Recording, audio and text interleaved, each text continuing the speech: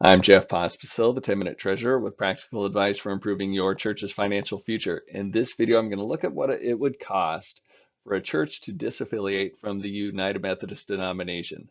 So I'm not going to talk about the whole process. I'm going to include some links to the process as well as some links to what that agreement would look like to disaffiliate from the United Methodist denomination, but I'm going to mainly focus at the costs. And this is going to be different from conference to conference. So I'm looking at this mainly from a Dakotas viewpoint, but in Texas, uh, California, New York, it's going to be similar, but there might be some tweaks to it. So let me give you a little backstory to make sure we're on the same page. So the United Methodist denomination has what we call a trust clause. That means that all the property of the church is held in trust for the mission of the denomination. So that's why when a church wants to buy or sell property, they need the district superintendent approval. So they need the conference to sign off through the district superintendent. Also, when a church will close and the assets are liquidated, a lot of times a chunk of that money comes back to the conference. And this isn't something new. This started way back with John Wesley. So John Wesley believed that if you owned the pulpit, you had the full authority to determine who preaches behind it. And that was the most important thing, is who is delivering the message. So we've had it for a long time. Other denominations have it as well. But that's the story, is that we have a trust clause. So if you don't like the United Methodist denomination, you could leave, but you got to leave your property, until we had a special session at the General Conference in 2019, and that allowed a church to disaffiliate. In other words, opt out of the trust clause under specific conditions. And I'm going to be talking about the cost of disaffiliation in a second, but the specific reason you could disaffiliate has to be if you disagree with what the Book of Discipline says about homosexuality. And currently, the Book of Discipline says it's incompatible with Christian living, so you can't be a homosexual pastor or do homosexual marriages. That's what the Book of Discipline says. So if you disagree with that, or you disagree with how your annual conference is handling this. So anyway, that's the backstory of it all. So let's go ahead and get into the cost. So first thing is, you need to be current on your bills to the conference. So that means you need to be paid up on your apportionments. If you have health insurance or pension through the conference, you need to be paid up on those direct bills, as well as the related salary withholdings. And then I throw in another one. So in some conferences, they got like a loan program or something like that. So you need to be paid up on those as well. So that's the first thing. Be current on your bill. So the second cost is that you have to pay one full year of apportionments in advance. So you got to be current, but then we have to go ahead and flash to the future and pay up one full year's worth of apportionments in advance. And your conference treasurer will help estimate that for you or give you a number for that. So the third cost is related to our shared pension liability. So this might be a little bit tricky to understand, but the United Methodist denomination, we have a defined benefit pension plan. That means it's related to our years of service. So the years of service for current as well as retired pastors. And we have actuaries that figure out the total liability for our conference. So the Dakotas conference in my case. So the tricky part is figuring out what share of that liability really belongs to each church. So I'll show you what the calculation is that the Dakotas did, but this is going to be very different from conference to conference. But there will always be some kind of a shared pension liability that a disaffiliating church is responsible for. In the Dakotas, we decided that the fairest way to allocate this pension liability is based on years of service. And I'm sure that's not the most common way, but we believe it is the fairest, and you'll see kind of how we do it. So we start off with the net pension liability plus 10%. So every year, usually in September, we get an actuarial report that shows us how much our total pension liability is. And to that, we add 10%.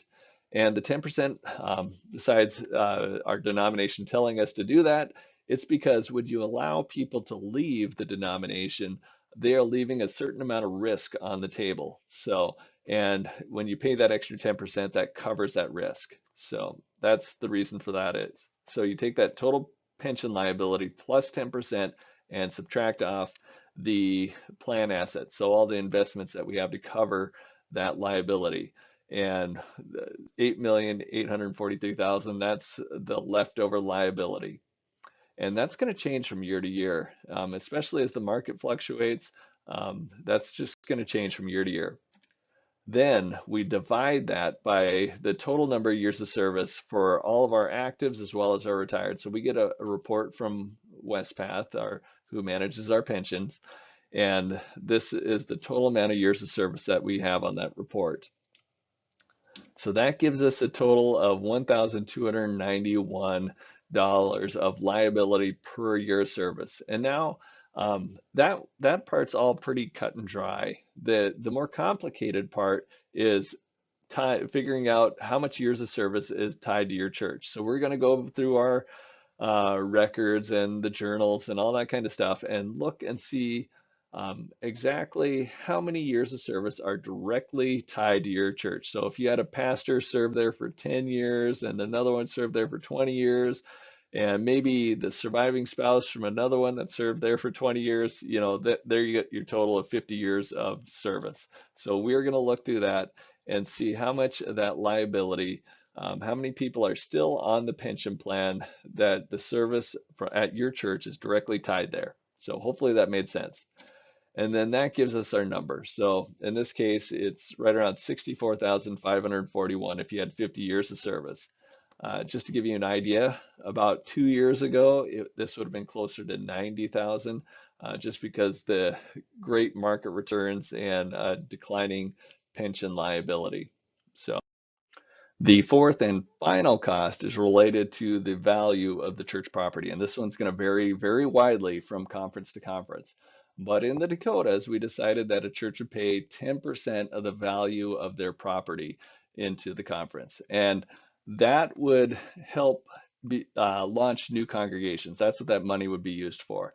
And when we're talking about value of the property, of course, we mean the building. So the church building, the parsonage, any of the buildings. And we're not talking about the cost, but we're talking about the market value. So if you were going to sell it, what would we expect to bring in? So there might need to be an appraisal. There might need to be some kind of market valuation from a realtor. We'll have to see. That'll be on a case-to-case basis. Then there's going to be the market value of personal property. So anything that's not bolted down that could be sold separately. So chairs, tables, desks, computers, copier, that kind of stuff. A lot of times there's not a whole lot of value to that. But the one thing it doesn't include is like United Methodist records. So the baptismal books and confirmation pictures and all that other kind of stuff that becomes United Methodist records and goes down to our archives. The one that's going to be a little bit more significant is the cash and investments. So whatever cash and investments, the value of that.